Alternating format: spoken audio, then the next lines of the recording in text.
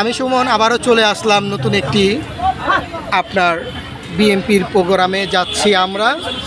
আজ হলো 17 তারিখ যাচ্ছি। এখন যাওয়ার পথে আমাদের গাড়ি ভর্তি মানুষ। আগে আমরা বিএমপির যে প্রোগ্রামগুলো করতাম একজন মানুষও খুঁজে পেতাম না, আমরা নিজেরাই নিজেকে খুঁজে পেতাম না। কেন জানেন?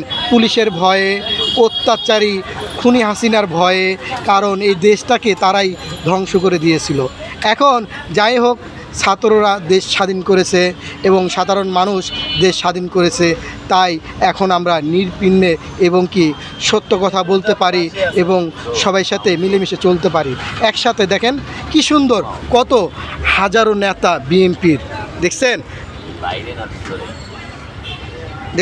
হাজারো নেতা।